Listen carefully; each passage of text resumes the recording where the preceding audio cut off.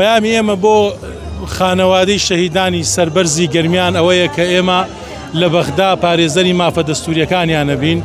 لە بەغدا نابێ هیچ جیاوازیەک لە نێوان خانەوادەی شەهیدە سەربەرزەکانی ئێمە وەکو هەرێمی کوردستان و وەکو بازنەی سلێمانی و وەکو ئەوان وەکو ناوەڕاست و خواروی عێراق هەبێت.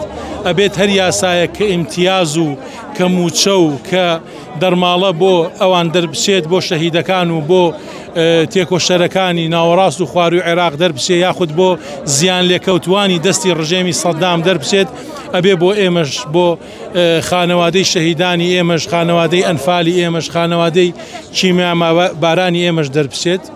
و ئێمە داکۆکشکەری سەرسەختی مافە دەستوریەکانە بین، هەوڵ دەدەین کە کێشەی موچە و بودجە چارەسەر بکەین، چکا پێمان کراوە لە سەردەمی پرشنگداری جەنابی مام جەلال. و خۆشبەختانەش ئێستاش سیاسەتی یەکێتی نیشتیمانی کوردستان بە سەرۆکایەتی سەرۆک پاڤڵ ئەوەیە کە بەهێزەوە بچینە بەغدا. پێمان وایە کە هەتا لە بەغدا بەهێز بین، لە هەرێم بەهێز و ئاوەدان و سەقامگیر